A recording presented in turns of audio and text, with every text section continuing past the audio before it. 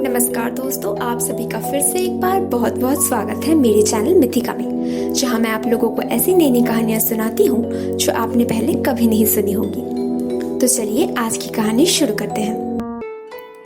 एक समय की बात है, एक बड़े से पहाड़ के नीचे एक छोटा सा गांव था, जहां पर एक बूढ़े दंपति रहा करते थे। एक दिन उनके छोटे से बगीचे में एक बड़ा सा तरबूज उगा।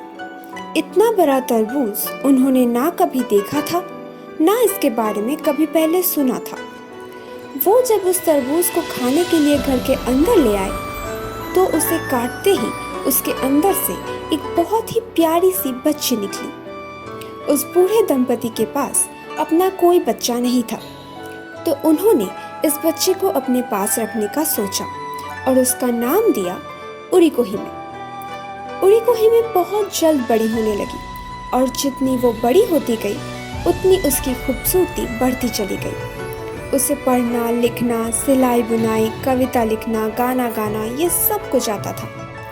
वो बहुत दयालु थी और सभी से बहुत नरमी से पेश आती थी, और इस वजह से उस गांव के सभी लोग उसे पसंद करते थे।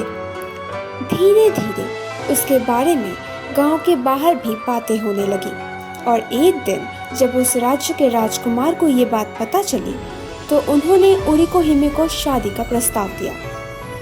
मगर उरिको हिमे की खूबसूरती और स्वभाव के बारे में पहाड़ में रहने वाले पिशाचों ने भी सुना था, और उन्हें दया और प्यार से बहुत नफरत थी। इसीलिए एक पिशाच ने तय किया कि वो उरिको हिमे पर हावी होकर उसका इस्तेमाल करके पूरे राज्य में नफरत फैलाएगा। उरिको हिमे के माता पिता को इन पिशाचों के बारे में पता था, और इसीलिए बचपन से वो अपनी बेटी को संभाल कर रखते थे। मगर जब उन्हें पता चला कि राजकुमार उनके घर आने वाले हैं, तो उनके स्वागत के लिए बाहर जाने से पहले उन्होंने अपनी बेटी को आगाह कर दिया कि चाहे कोई भी आए, वो किसी के लिए भी दरवाज़ा ना खोले, क्योंकि जब तक वो घर के अंदर रहेगी तब तक वो सुरक्षित रहेगी। जब उरिको हिमे ने वादा किया, तो निश्चिंत होकर उसके बूढ़े माँ बाप राजकुमार के स्वागत के लिए शहर चले गए। जैसे ही वो लोग चले गए, बाहर से वो पिशाच नीचे आया और दरवाज़ा खटखटाने लगा, मगर उरिको हिमे ने दरवाज़ा नहीं खोला।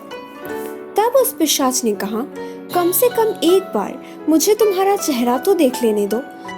तुम्हारे बारे में सुनकर बस एक बार तुम्हें देखने मैं इतनी दूर से आया हूँ। ये बात सुनकर उरिको हिमे को दया आई और उसने दरवाज़ा खोल दिया। जैसे ही उसने दरवाज़ा खोला, उस पिशाच ने उसे जकड़ लिया और उसके दिमाग पर हावी होने की कोशिश की। मगर उरिको हिमे का जन्म एक तरबूज से हुआ था। वो कोई आम इंसान नहीं थी, और इसीलिए उसे काबू में करना इतना आसान नहीं था।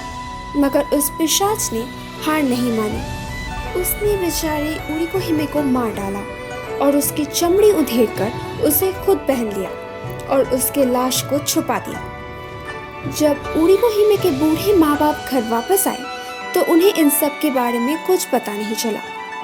उरिको हिमे के रूप में उस पिशाच को पालकी में बिठाकर वो राजकुमार के पास ले गए। मगर बाकी लोगों के साथ साथ एक चिड़िया ने भी उनका पीछा किया, और जब उरिको हिमे की डोली उतरी, तो राजकुमार उसे देखकर बहुत खुश हो गए। मगर उससे उसका हाथ मांगने से पहले वो चिड़िया गा उठी, इससे शादी मत करना, क्योंकि ये एक दरिंदा है। बेचारी उरिको हिमे तो कब की मर गई, और अब यहाँ ये पिशाच तबाही मचाने आया है। वो चिड़िया दरअसल उरिको हिमे की आत्मा थी।